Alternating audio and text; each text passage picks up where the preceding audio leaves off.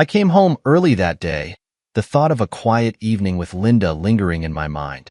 It had been a while since we'd spent quality time together, and I hoped to surprise her with dinner and maybe rekindle some of the closeness that had been missing. But as soon as I stepped through the door, I knew something was off. She was standing in the middle of the living room, arms crossed, her expression cold and unrecognizable.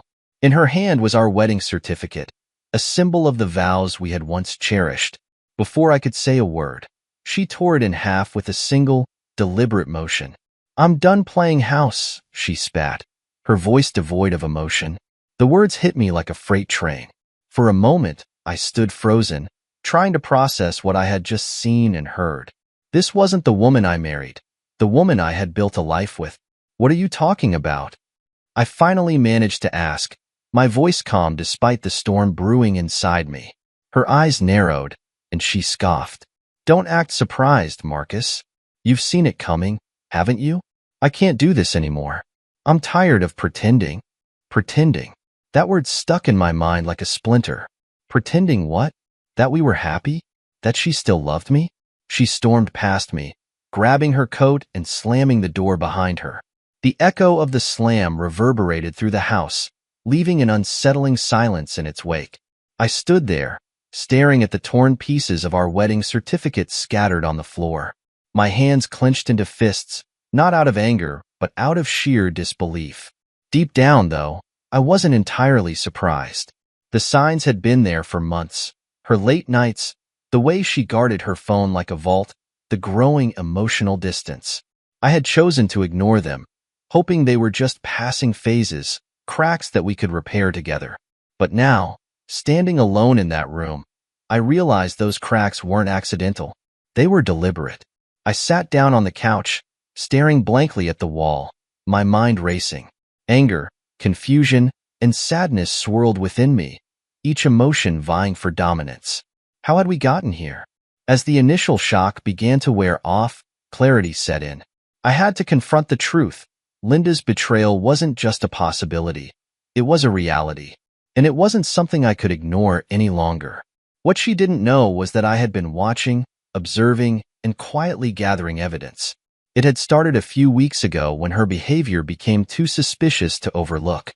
She'd leave for work events that didn't seem to exist, take calls in hushed tones, and constantly keep her phone out of sight. I trusted my instincts and began documenting her actions. I checked our shared cloud account and found things she hadn't been careful enough to delete. Screenshots of explicit texts, photos, and even hotel receipts. Each discovery chipped away at the foundation of our marriage until there was nothing left. Her lover was someone I knew, someone I had met, Carl. The same Carl she had introduced me to at her office holiday party, a colleague she described as a good friend who helped her adjust to her new role. The irony was that Carl's wife, Susan, was Linda's new boss.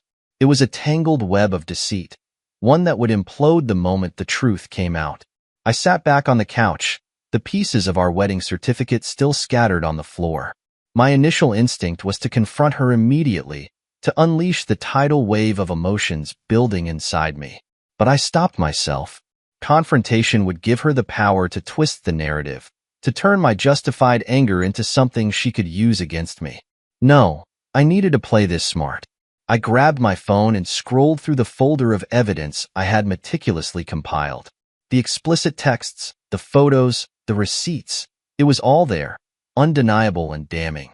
Linda thought she was in control, that she could walk out and leave me in shambles. But she had underestimated me. I wasn't going to beg her to stay. I wasn't going to cry or plead for answers. Instead, I was going to take back my dignity, piece by piece. As I sat there, the anger simmering beneath the surface transformed into resolve. I wouldn't let her betrayal define me. This wasn't just the end of our marriage.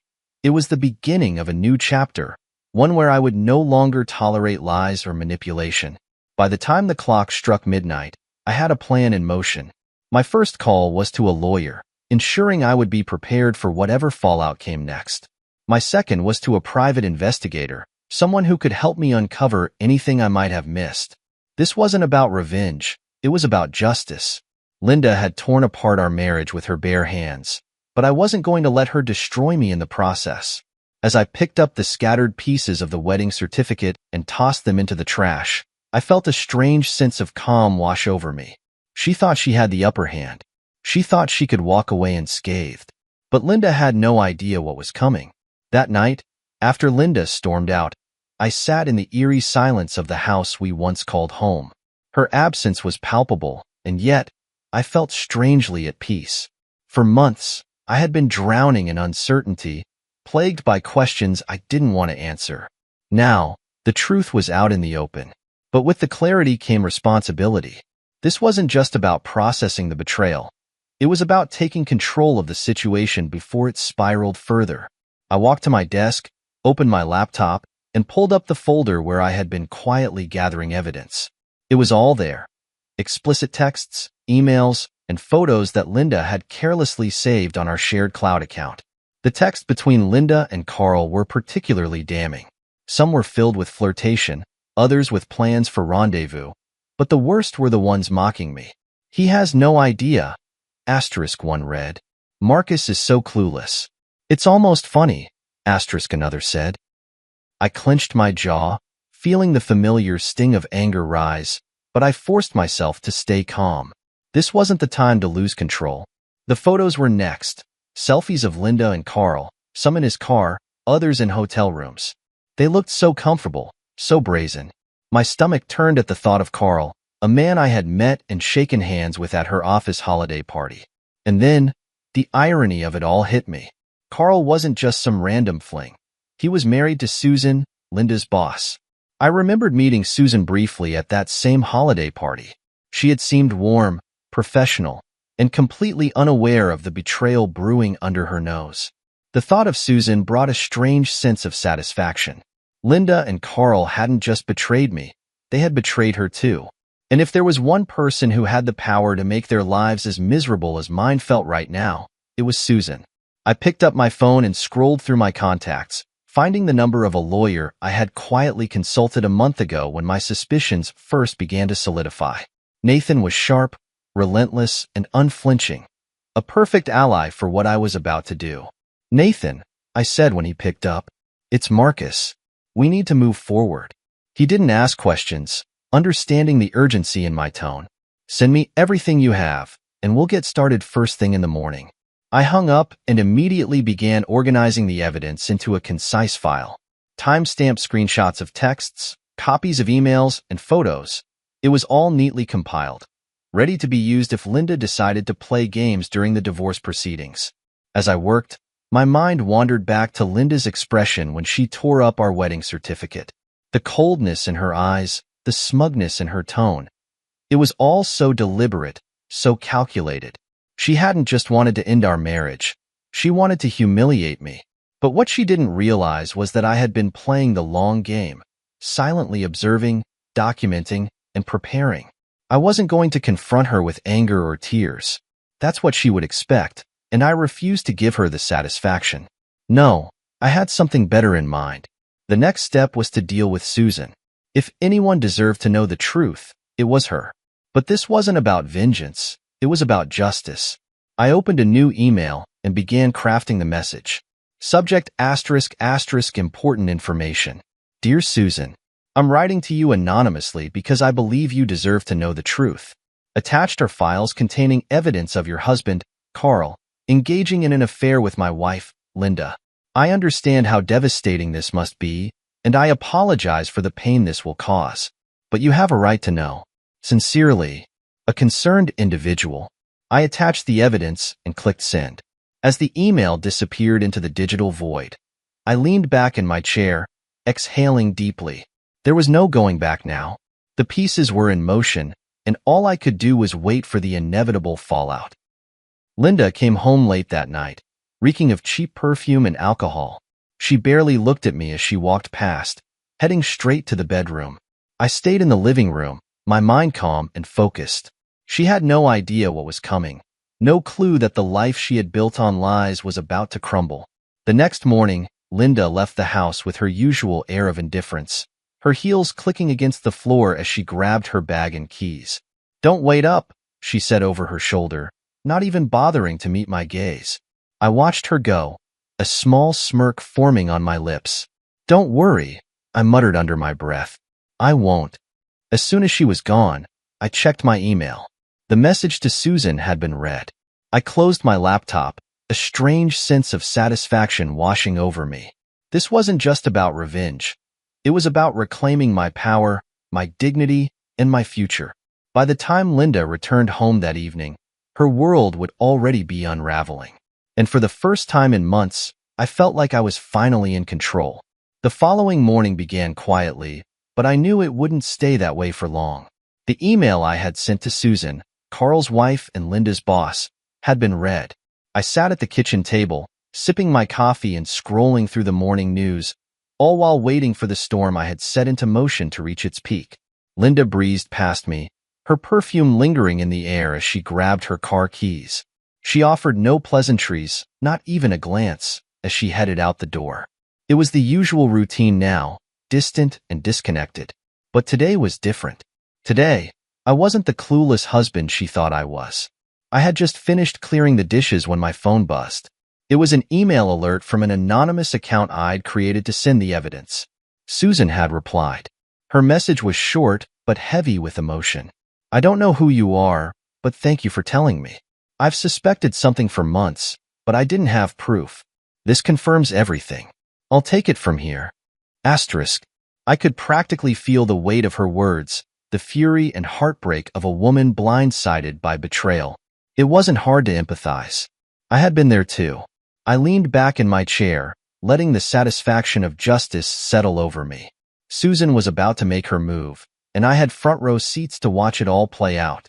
Around mid-morning, I received the first crack in the facade.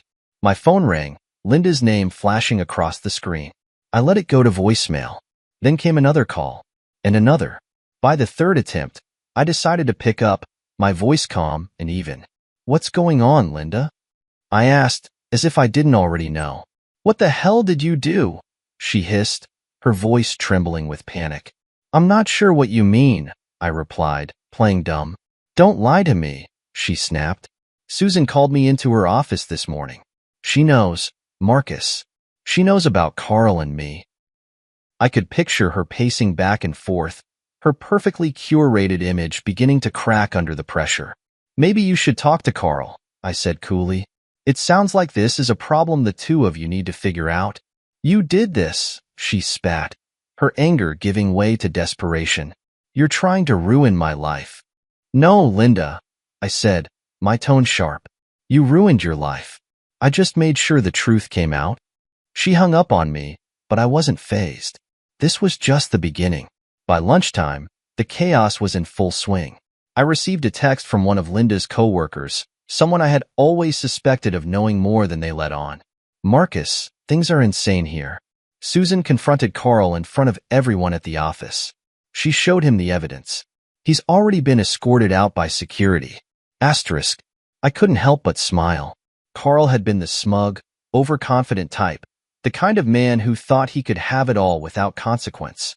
Watching him fall from grace, even from a distance, was deeply satisfying. Linda, however, wasn't as easy to dismiss. As the afternoon wore on, her texts became increasingly frantic. "We need to talk. Why are you doing this to me? I can fix this. Just please call me." Asterisk. Each message was a reminder of the power she no longer held over me. For years, she had controlled the narrative in our marriage, but now the truth was out, and she was floundering. That evening, Linda came home earlier than usual. Her hair was disheveled, her makeup smudged, a stark contrast to the polished image she always presented. She dropped her purse on the counter and stood in the doorway of the living room, staring at me. "You don't understand what you've done," she said, her voice cracking. I set my book down and looked at her, unflinching. "No, Linda, I know exactly what I've done." She stepped closer, her hands shaking. "Susan is threatening to fire me. Carl's gone. My reputation, everything I've worked for, it's all falling apart. And whose fault is that?" I asked, my tone steady. Tears welled in her eyes, but I didn't feel sympathy. This wasn't the woman I fell in love with. This was someone who had betrayed me, lied to me, and mocked me behind my back. You tore up our marriage, Linda, I continued. You made your choices. Now, you're dealing with the consequences. She opened her mouth to respond, but no words came out. For the first time, she seemed to grasp the gravity of what she had done, not just to me, but to herself. That night, as I lay in bed, I replayed the day's events in my mind. There was no joy in what had happened, but there was a sense of closure. The truth was out, and Linda's web of lies was unraveling. She had underestimated me, thinking I would roll over and accept her betrayal without a fight. But I wasn't the passive, oblivious husband she had painted me as. I had taken control, and now she was left to pick up the pieces of her broken life. As I drifted off to sleep, a single thought brought me comfort. This was only the beginning of her reckoning. The next day began with an eerie calm. Linda hadn't said a word to me since her tearful breakdown the night before. Her usually defiant demeanor had been replaced with something unfamiliar: fear. It wasn't the kind of fear one feels in the face of danger. It was the realization that she was no longer in control. I watched her from the kitchen as she sat on the edge of the couch, her phone clutched tightly in her hands. She was scrolling furiously, probably looking for some kind of damage control strategy, but there wasn't one. Not this time. By mid-morning, her phone started ringing incessantly. The first call was from Carl. She answered hesitantly, and though I couldn't hear his words, the way her shoulders tensed told me everything I needed to know. "What do you want me to do?" she hissed into the phone. "Susan fired you, not me." Her voice rose in pitch as she paced the living room, her bare feet patting nervously against the floor. "No, Carl, I'm not going to talk to her for you. She's furious, and I can't." She stopped mid-sentence, her face turning pale. Whatever Carl said must have hit a nerve. "Fine," she muttered before hanging up and tossing the phone onto the couch. I smirked to myself as I sipped my coffee. Carl, it seemed, wasn't handling the fallout well either. Linda's next call was to her best friend, Kate. The two of them had been inseparable for years, though I'd always felt Kate had a knack for enabling Linda's worst behaviors. "I don't know what to do, Kate," Linda said, her voice trembling. "Susan hates me. Carl's blaming me for everything, and—" she paused, listening intently before letting out a humorless laugh. "No, Marcus didn't do anything. He's just sitting there like he's above it all." She glanced over at me, her eyes narrowing. "Yeah, I'll call you later," she finished abruptly, ending the call. When she looked at me, her expression was a mix of anger and desperation. "Enjoying this?" she snapped. I raised an eyebrow, keeping my voice calm. "I didn't force you to do anything, Linda. All of this, everything you're going through, is because of your choices. I'm just letting the truth do its work." By early afternoon, the fallout extended beyond just Linda and Carl. I received a call from Susan. "Marcus," she began, her voice steady but tinged with exhaustion, "thank you for sending me the evidence. I can't believe how blind I was to all of this." "I'm sorry you had to find out this way," I replied, genuinely empathetic. She sighed. "It's not your fault. You didn't create this mess. They did. I just wanted to let you know that Carl's officially out. And Linda, well, I've placed her on suspension while we conduct a full review. Her actions violated company policy, and I won't tolerate that kind of betrayal in my personal or professional life." "Understood," I said. "I appreciate you handling this." Before she hung up, she added, "If you ever need anything, don't hesitate to reach out.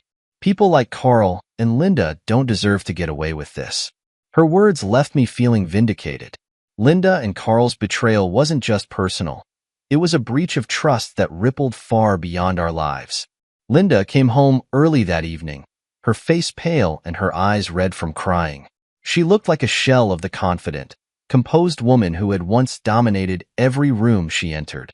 She dropped her purse on the floor and stood in the doorway, her gaze locked on me.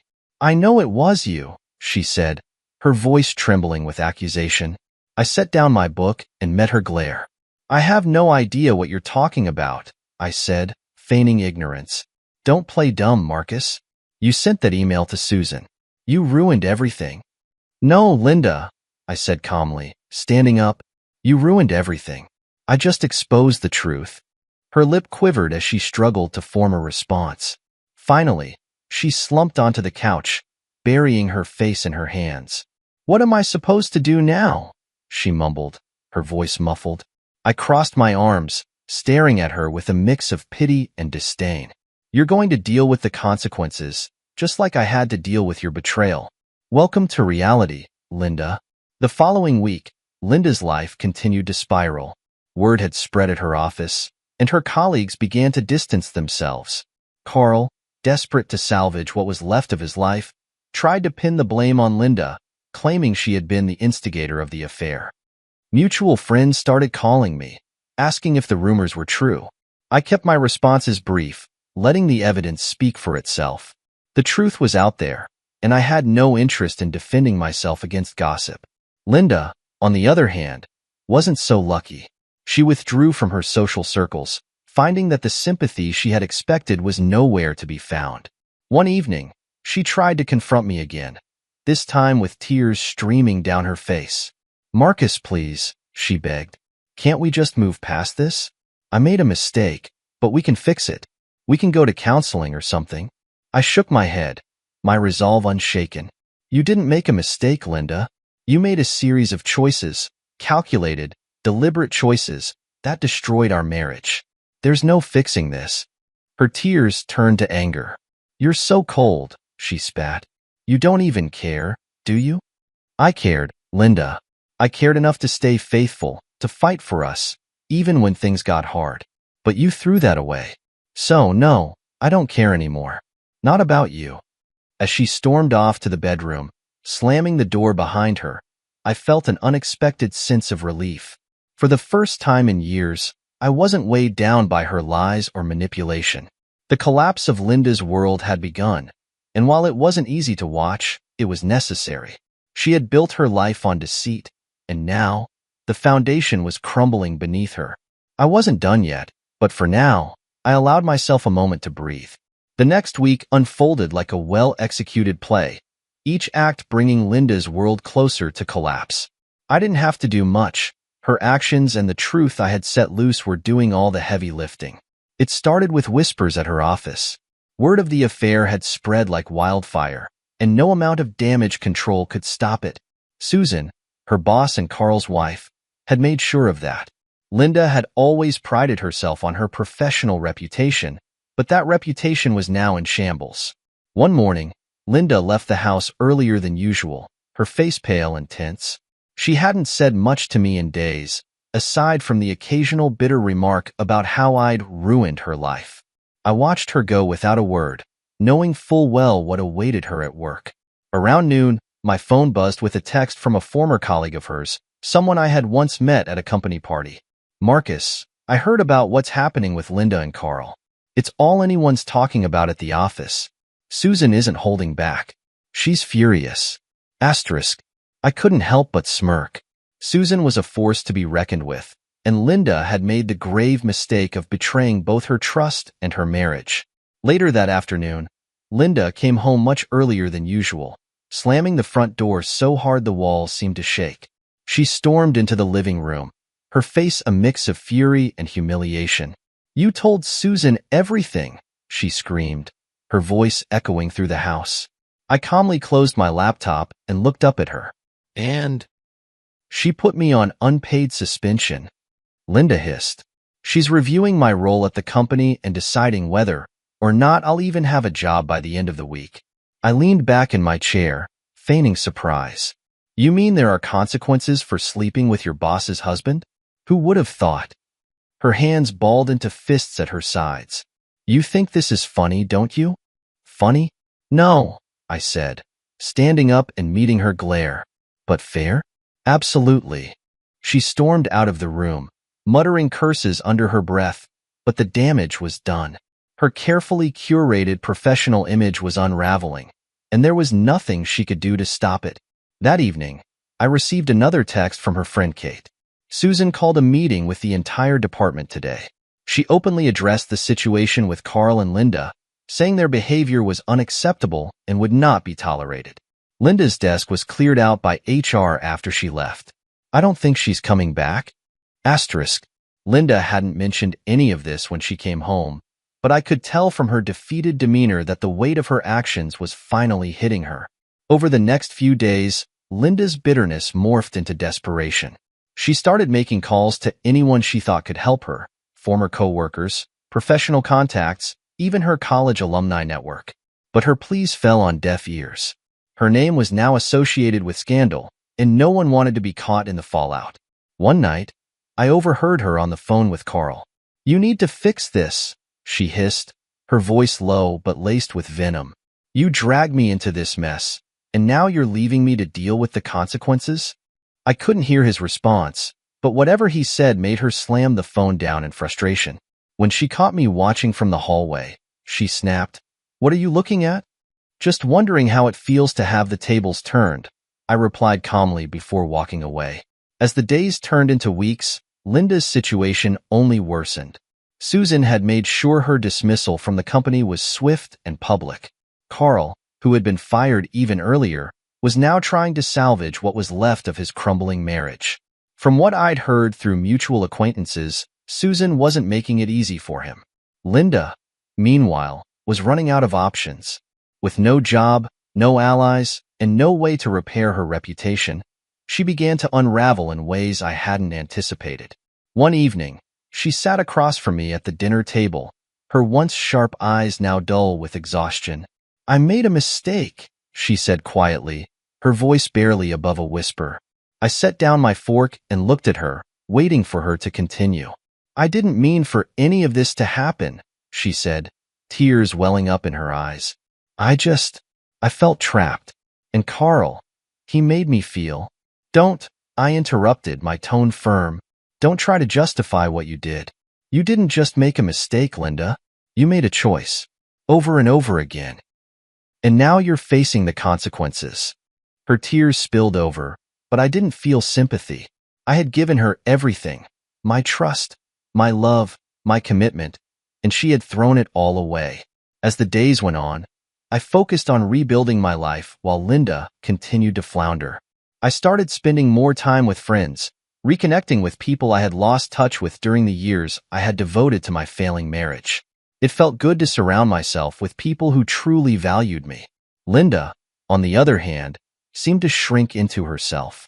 She stopped trying to reach out to her professional contacts and spent most of her days locked in the bedroom, scrolling aimlessly on her phone. One evening, as I passed by the room, I heard her crying softly. For a moment, I felt a pang of pity, but it was fleeting. She had made her bed, and now she had to lie in it. The fallout at work was just the beginning of Linda's unraveling. Her actions had set off a chain reaction, and there was no stopping it now. I, on the other hand, was finally starting to feel free. The house was eerily quiet the evening Linda decided to confront me. She had spent the day pacing, avoiding eye contact, and muttering under her breath. Her once confident, commanding demeanor had been replaced by something fragile and desperate. I knew this conversation was inevitable, and I was ready for it. It started with a knock on the door of the study where I was working. I didn't bother looking up. "What is it, Linda?" I asked, keeping my tone steady. She hesitated for a moment before stepping inside. "We need to talk," she said, her voice trembling. I closed my laptop and leaned back in my chair, finally meeting her gaze. "Go ahead." She took a deep breath, her hands wringing together as she stood in the center of the room. "Why are you doing this to me?" The question was so absurd I almost laughed. Instead, I folded my arms across my chest and raised an eyebrow. "Doing what, Linda? Holding you accountable for your choices?" Her face twisted in frustration. "You've ruined everything. My job, my reputation. My entire life is falling apart, and you're just sitting there, acting like you're above it all." I stood slowly, letting the weight of my presence fill the space between us. "Linda, let's be very clear about something. I didn't ruin anything. You did. You're the one who betrayed me, lied to me, and tore our marriage apart. All I did was reveal the truth." Her eyes filled with tears, but I wasn't moved. She had used those tears too many times before to manipulate situations in her favor. "I was unhappy," she said, her voice breaking. "I felt trapped. And Carl, he made me feel alive again." I let out a bitter laugh. "Alive? Is that what you call it? Sneaking around, lying to your husband, and betraying everyone who trusted you? That's not being alive, Linda. That's being selfish. She flinched at my words, but I pressed on. And don't try to blame me for your unhappiness. I gave you everything, Linda. My time, my love, my loyalty. If you were unhappy, you should have talked to me. Instead, you chose the coward's way out. For a moment, she stood there in silence, her tears falling freely now. I never meant for it to get this bad, she whispered. I shook my head, disgusted by her attempt at remorse. You didn't think it would get this bad because you thought you'd never get caught. You thought you could have it all. Your marriage, your affair, your perfect little image. But that's not how the world works, Linda. Actions have consequences.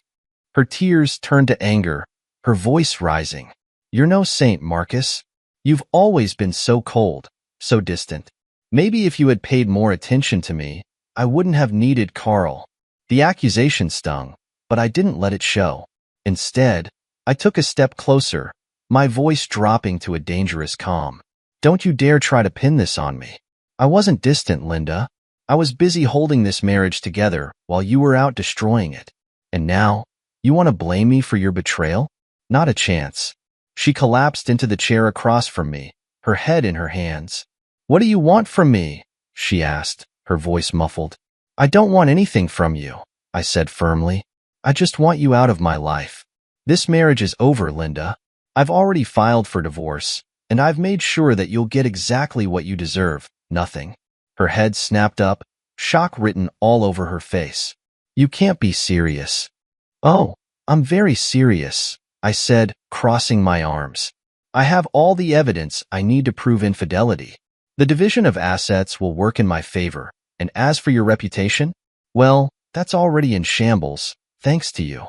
She stared at me, her expression a mixture of disbelief and despair. You're really going to throw away everything we had? I leaned in, my voice cold and unwavering. You threw it away, Linda. The moment you decided to cheat, you ended this marriage. I'm just cleaning up the mess you made. The room fell silent, the weight of my words settling between us. For the first time, I saw the realization dawn on her face. She had truly lost. There was no coming back from this, no way to manipulate or twist the narrative in her favor. She stood slowly, her shoulders slumped. I don't know how we got here, she murmured, more to herself than to me. I watched her walk to the door, pausing for a moment as if she wanted to say something else. When no words came, she disappeared down the hall, leaving me alone in the study. I sat back down, exhaling deeply. The confrontation hadn't been easy, but it had been necessary. Linda needed to hear the truth, unfiltered and unapologetic. She had spent years tearing me down, but now, I was the one in control. The confrontation marked a turning point, a definitive end to the life we had shared and the beginning of something new. As I reopened my laptop and resumed my work, I felt a strange sense of peace. The storm had come and gone, and though the damage was immense, I was still standing. The days following the confrontation with Linda felt like waking up after a long, exhausting storm. The house was quieter, almost eerily so, but the silence was welcome. For the first time in years, I felt a sense of clarity and purpose. I wasn't just surviving the chaos Linda had created. I was reclaiming my life, piece by piece. I began by focusing on the divorce proceedings. My lawyer, Nathan, was a godsend, sharp and unrelenting. The evidence I had collected was airtight, leaving no room for Linda to manipulate the situation. Every email, text, and photo painted a damning picture of her infidelity, making the court proceedings almost a formality. Linda tried to fight, of course. She contested the division of assets, insisting she deserved more. I gave up my career for this marriage, she declared during one of our hearings, tears streaming down her face. Nathan leaned forward, calm but firm. Your career wasn't given up, Mrs. Carter. It was abandoned the moment you violated your company's policies and engaged in a relationship with your boss's husband. Let's not conflate the two. Her lawyer looked visibly uncomfortable, and Linda's tears quickly dried up. It was clear that her attempts at sympathy weren't going to work. The court sided with me. The house, the the savings, and even custody of the dog. All of it was awarded to me. Linda was left with nothing but her mistakes and the consequences they carried. With the legal battle behind me, I turned my attention to rebuilding my personal life. I moved into a smaller but cozy house on the other side of town, a fresh start in every sense. It was modest compared to the home Linda and I had shared, but it felt more like mine. I filled it with furniture I'd chosen, photos of places I wanted to visit, and books I'd always meant to read but never had the time for. I threw myself into hobbies I'd neglected during my marriage.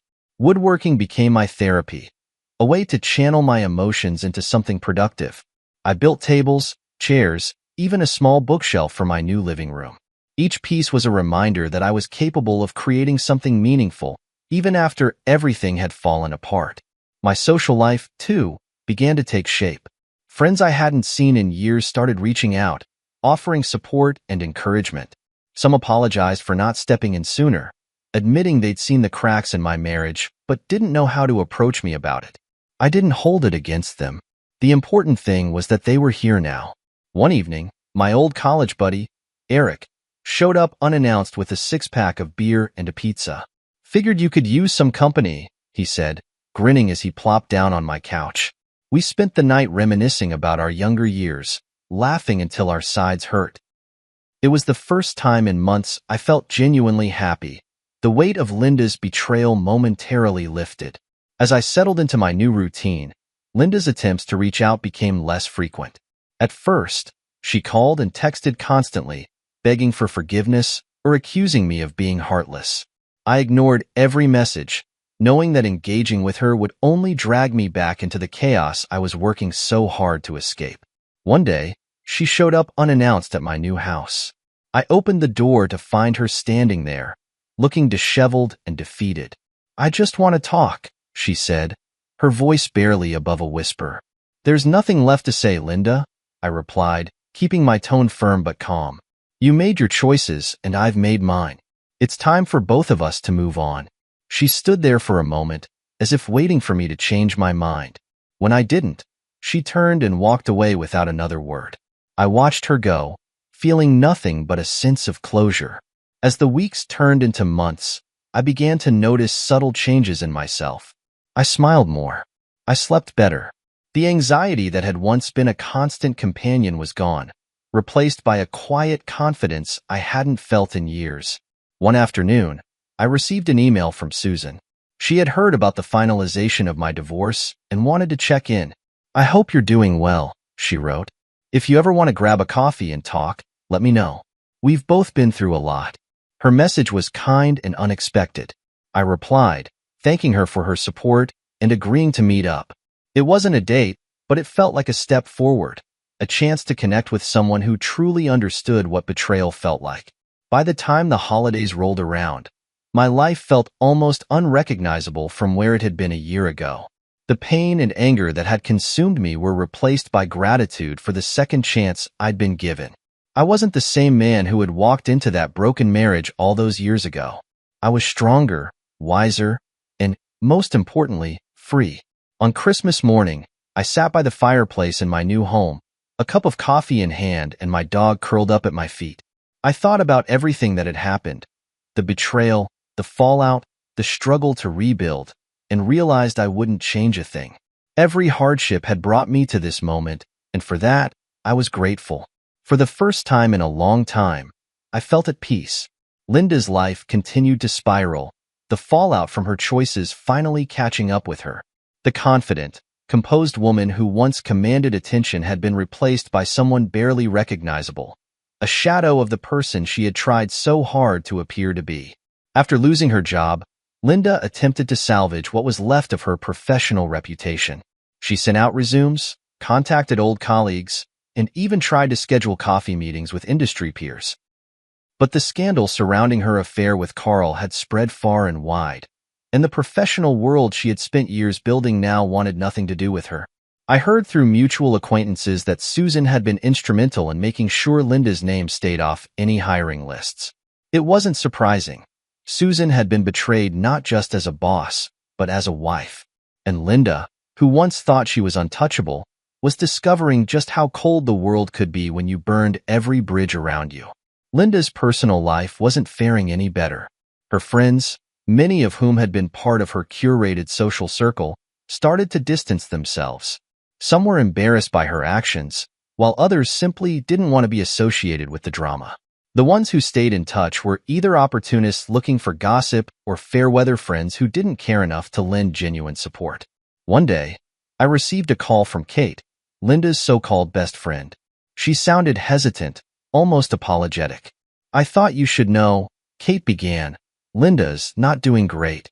She's been calling me nonstop, crying about how she's lost everything. She says you're ignoring her." I let out a dry laugh. "What does she expect, Kate? Sympathy? She brought this on herself." Kate sighed. "I know, but she's really struggling, Marcus. She's even talking about moving back in with her parents." The thought of Linda, the woman who once sneered at the idea of relying on anyone, having to crawl back to her parents' house was ironic, to say the least. But I didn't feel sorry for her, not after everything she put me through. As the weeks went by, Linda's attempts to reach out became more frequent and more desperate. I ignored her calls and texts, even when they veered from anger to pleading. One message stood out, though. "Marcus, please. I know I've made mistakes, but I'm at my breaking point. I just need someone to talk to." Asterisk. For a brief moment, I considered responding, but then I remembered the years of lies, betrayal, and manipulation, and my resolve hardened. She wasn't reaching out because she cared about me or wanted to make amends. She was reaching out because she had no one else left. It wasn't long before Linda's financial situation became dire. Without a steady income, she was forced to sell the car she had been so proud of, the one she had flaunted as a symbol of her independence. She moved out of the upscale apartment she had rented after the divorce and into a small, cramped place on the outskirts of town. Mutual friends reported seeing her at local grocery stores, haggling over prices and using coupons. The woman who once scoffed at anything less than designer brands was now struggling to make ends meet. It was a far cry from the life she had envisioned when she thought leaving me for Carl would be the start of something better. Carl, of course, was nowhere to be found. After Susan had kicked him out and filed for divorce, he had gone underground, trying to avoid the financial and legal consequences of his actions.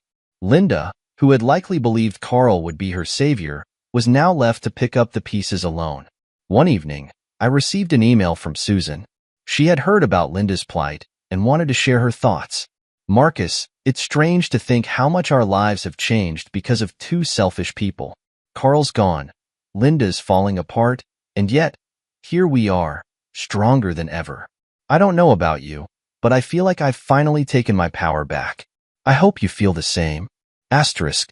Her words struck a chord. I did feel stronger, more in control of my life than I had in years. And while I didn't revel in Linda's downfall, I couldn't deny the sense of justice in seeing her face the consequences of her actions. The final straw for Linda came when she reached out to her parents for help.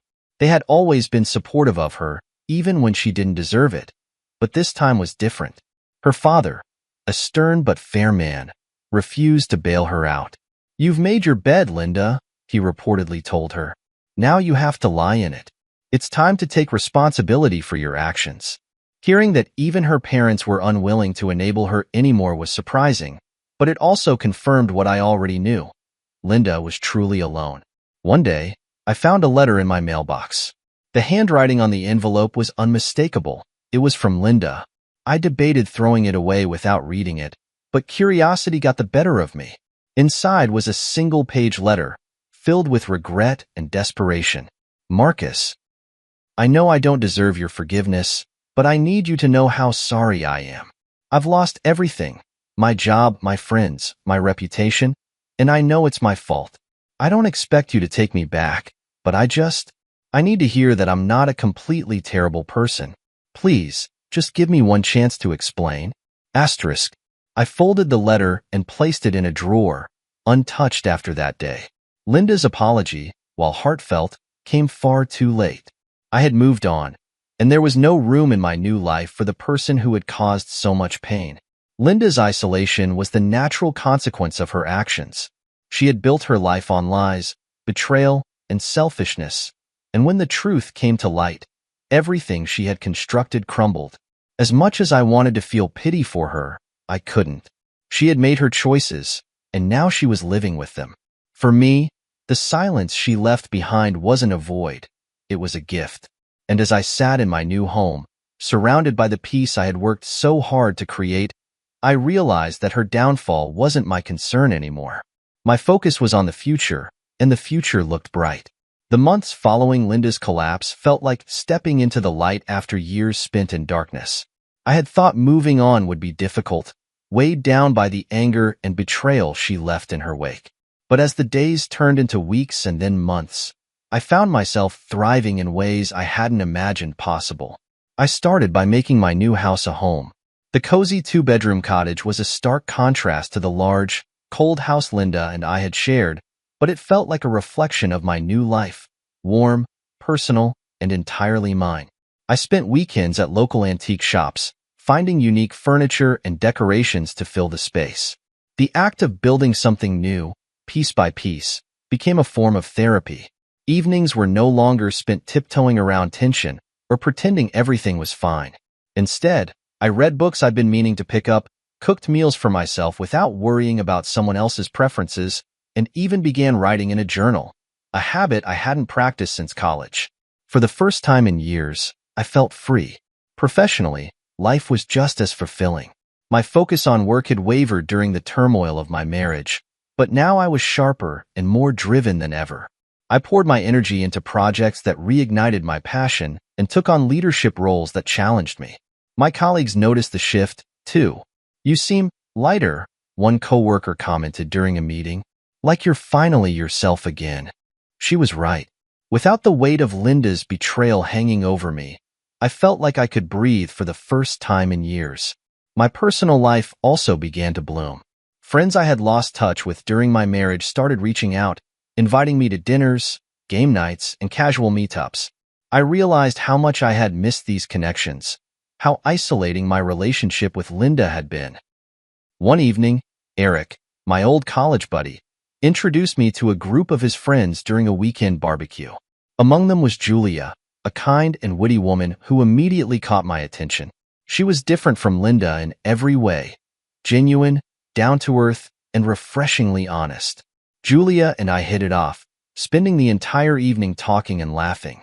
She shared stories of her own struggles, having gone through a painful divorce a few years earlier, and there was an unspoken understanding between us. "I don't know if I'm ready for anything serious," I admitted as the evening wound down. "Neither am I," she replied with a smile. "But maybe we can start with dinner?" Her openness disarmed me, and for the first time in a long time, I felt hopeful about the possibility of love. Meanwhile, Linda's attempts to contact me had all but stopped. After her final letter, I hadn't heard from her directly, though mutual acquaintances occasionally mentioned her struggles. She was still unemployed, living with her parents, and largely ostracized from the social circles she once dominated. There was no satisfaction in hearing about her downfall, just a quiet sense of closure. She was no longer my problem, and that realization was liberating. My relationship with Julia grew slowly and organically. We spent weekends hiking, cooking meals together, and sharing our favorite books and movies. She brought a sense of warmth and stability into my life that I hadn't realized I was missing. One evening, as we sat on my porch watching the sunset, Julia turned to me and said, "You've been through so much, Marcus. How do you stay so grounded?" I thought about her question for a moment before replying, because I refused to let the worst parts of my past define me. I've learned that healing doesn't mean forgetting. It means choosing to live in spite of the pain. She smiled, her hand resting lightly on mine. "That's what I admire about you. You didn't let it break you." As the seasons changed, so did my outlook on life. I no longer saw myself as the man who had been betrayed, but as someone who had overcome it. My identity was no longer tied to Linda or the pain she had caused. I was just Marcus. I started volunteering at a local community center, teaching woodworking to kids and teens. Sharing my craft with others brought me a sense of fulfillment I hadn't felt in years. Watching their faces light up as they created something with their own hands reminded me of the importance of starting over. One day, while sorting through old boxes, I came across my wedding album. For a moment, I considered throwing it away, but instead, I flipped through the pages. The photos no longer held the power they once did. They were simply memories, fragments of a life that no longer belonged to me. I closed the album and placed it back in the box, not out of sentimentality, but because I no longer needed to dwell on it. My future was too bright to be overshadowed by the past. Julia and I continued to grow closer, but we kept things grounded. We weren't rushing into anything. Both of us had been burned before, and we valued the slow, deliberate pace of our relationship. One evening, as we shared a quiet dinner at my house, Julia said something that stayed with me. "You know, Marcus, sometimes the worst things in life lead us to the best things." I looked at her, realizing how true her words were.